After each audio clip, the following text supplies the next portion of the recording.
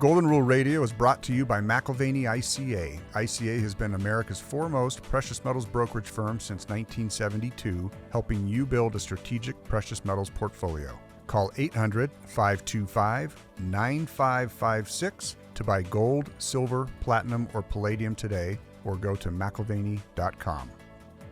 Welcome back to Golden Rule Radio, your weekly recap of the precious metals markets. And without further ado, let's jump into a quick weekly synopsis, Miles, of all four of the primary precious metals that we cover. Hey, thanks, Tori. I appreciate it. We're sitting here Wednesday, September 15th. Gold, after a pretty strong jump earlier this week that we'll discuss, has had a nice 618 pullback back to about 1790. We're currently at around 1793. Silver just below $24, $23.80 at the moment. Platinum has taken a nice fall down to about $943, and palladium as well continues its long-term decline at $2,006. The Dow off from about 35.6 is down at 34.8, so the Dow down around 1,000 points, but did have a nice little bump up today. And all of this predicated on the dollar, which has done nothing over the last 2 months. Still sitting around the mid-92, 92.5 today. So with that being said, I did mention a second ago we had a nice jump up in the gold price earlier this week. And that was gold coming down to some previous support levels at around 1778.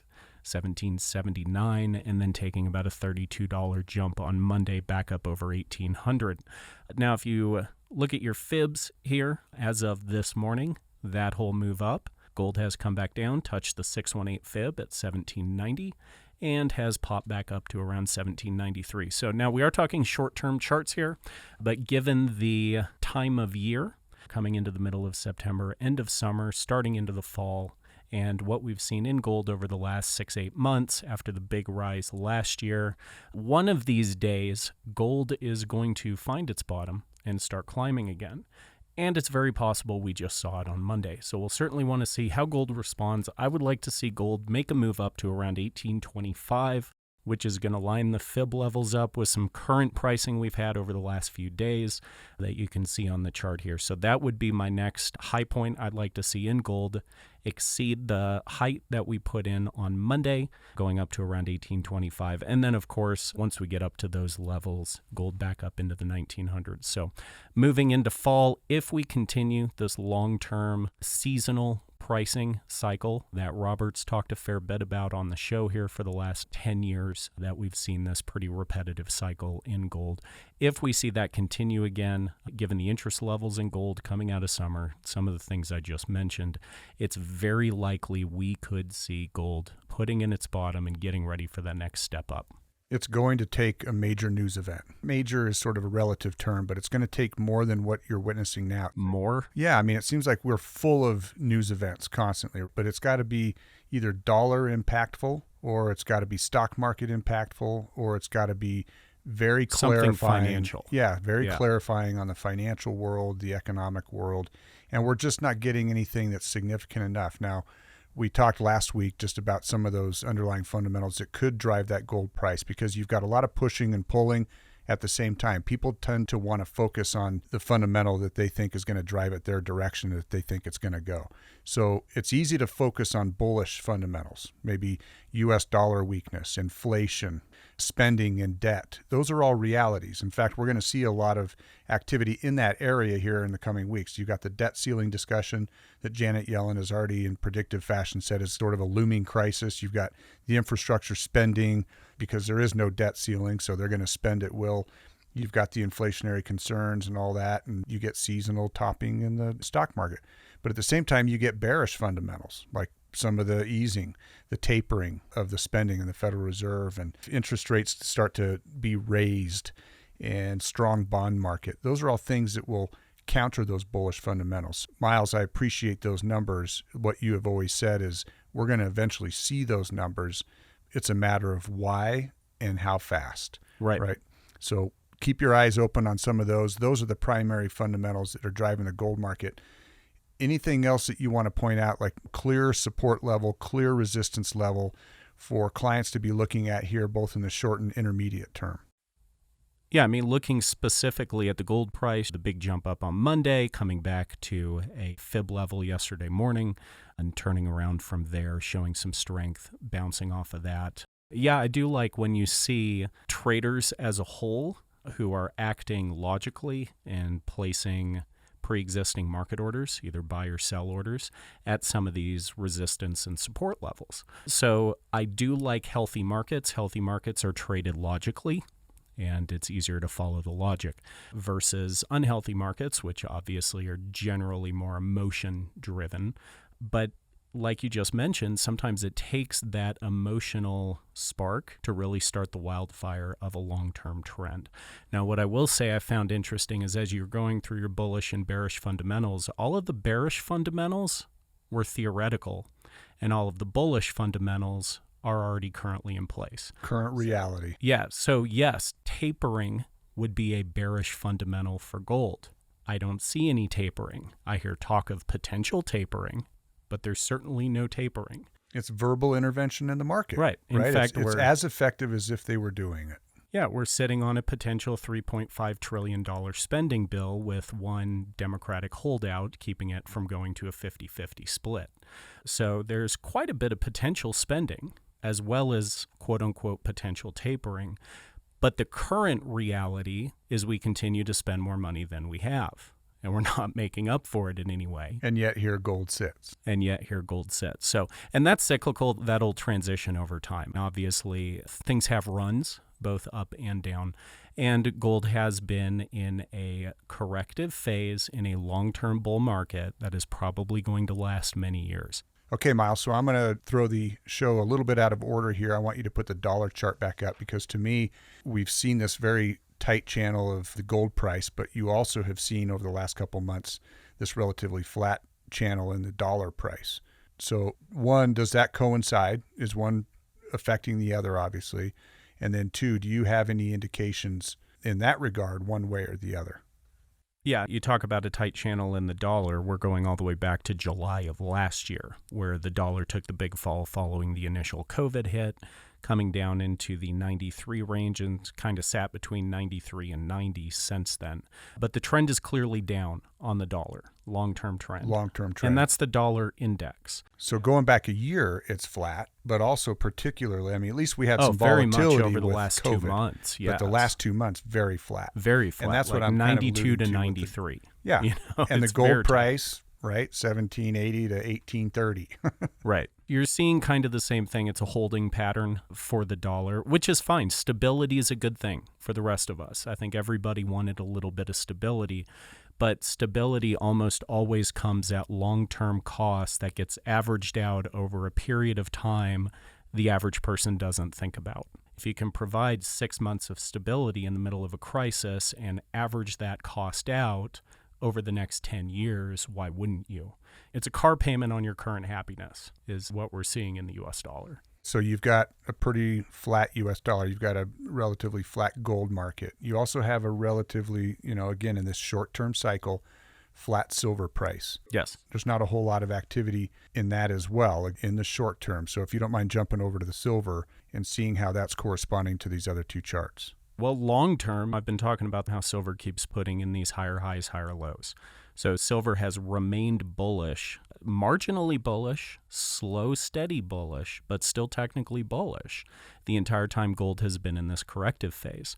So not only has that been happening for a number of months, but even here over the last couple days, you've seen higher highs, higher lows as silver has been bouncing between around 23 and 24. Yeah, it's definitely still trying. Right. So silver hasn't given up the ghost in any way, shape, or form. The problem with silver, the reason why it feels so volatile is because it was. I mean, we're talking silver going from 12 to 30 in a very, very short period of time, and certainly 16 to 30 in an incredibly short period of time, like 6 months.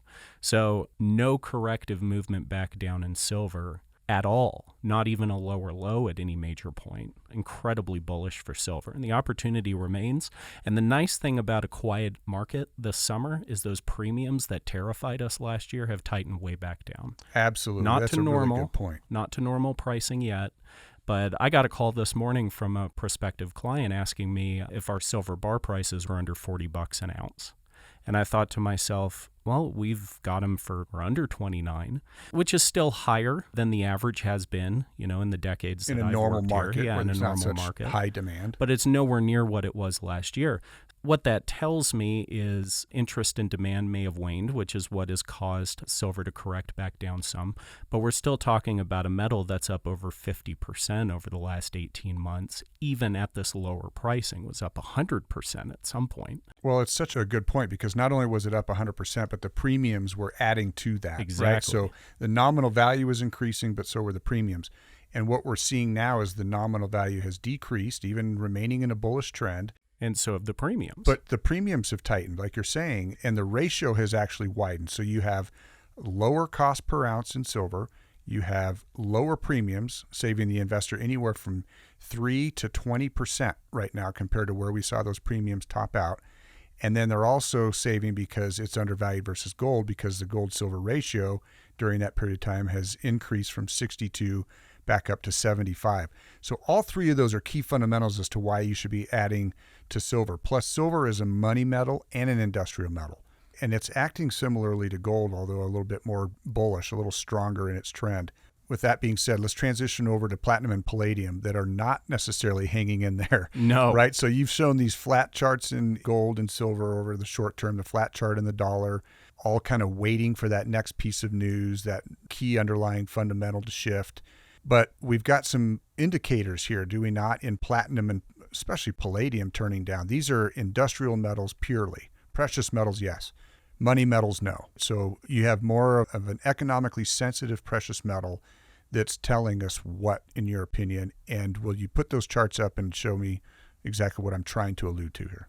Sure. Well, I mean, both platinum and palladium broke below some pretty significant support levels on the downside. I agree with you. I do think that's significant, certainly within the industrial metals. If the trend continues, maybe next week we'll look at platinum and palladium as rare earth metals and compare that to some of your more common metals like nickel and copper and see if we are seeing that trend in the industrial metals. I think that's a great thing that we should maybe consider digging into. Let us know in the comments if you want us to. All right, so let's finish up with the Dow then, because you alluded to it also in the intro. Is it acting more like gold, silver, and the U.S. dollar, or is it acting more like platinum and palladium? Recently, it's obviously more like platinum and palladium, right? I mean, with the Dow coming off about a 35.6 down to sub 35, not a massive move by any means down, but man, the Dow's been tired for a long time. It's taking a lot of energy, a lot of spending to try to get some pretty mediocre rises in the Dow, percentage-wise at least. Now, the numbers are obviously very high, 35,000 in the Dow. If you had told me 10 years ago that would just be the average price, we'd have probably agreed with you because we knew what the Federal Reserve we understood was doing. what the Federal Reserve could do back then anyway. But yeah, so seeing the Dow come down, the one thing that I'm continuing to pay very close attention to, and we talked about this a month or so ago, was where we had the divergence between the Dow Industrials and the Dow Transports.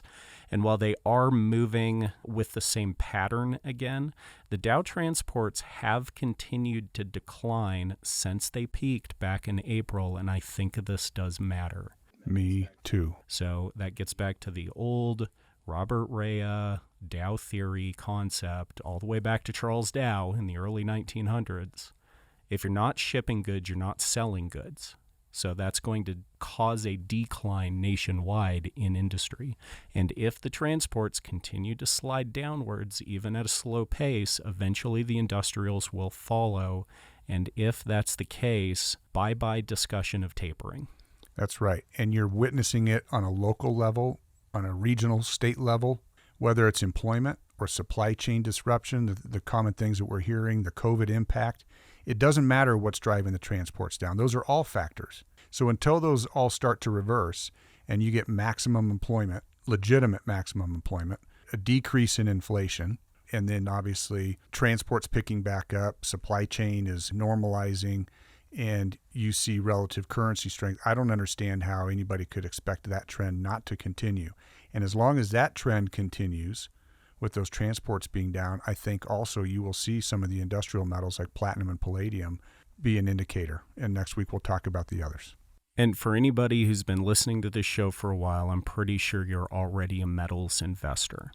If that's the case, you paid attention to what happened in the physical silver market that we just talked about a moment ago, and when you had this massive disconnect between futures options market price silver and physical product silver.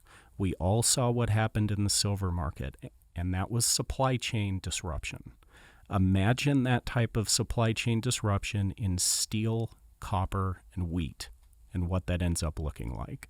So yes, I think paying attention to what the Dow is doing and what the Dow is doing in relation to the transports is going to tell us where the tapering discussion goes, is going to tell us where the price of goods and services ultimately end up within the next 12 or 18 months. Yeah, and clearly all the news this week, too, is pointing to inflation that is not going to be as transitory as the Federal Reserve would like. I know Chairman Powell would love to just sweep it under the rug. It isn't going to happen. So between wage spikes and supply chain disruptions and the continued COVID impact, and all of these things are going to have an impact for the long term. And the 1 year and 3 year expectations for inflation are showing that. They cannot ignore it. They can try to wish it away because they don't want to do cost of living adjustments to Social Security and government subsidies. But all that being said, continue to keep your eyes on the inflation numbers. It means gold will do what it's supposed to do over the long term, and that's why you own it. So that's going to do it this week for Golden Rule Radio. As always, we appreciate you stopping by. If you liked what you heard, hit the subscribe button, ring the bell, join us in the comments if you have any questions, concerns, or anything to add to the discussion. Always happy to oblige. If you've got any personal questions, you're welcome to give Tori, myself, or any of the advisors here at McIlvaney ICA a call to discuss your personal portfolio. We can be reached at 1-800-525-9556. Thanks for listening and have a great week.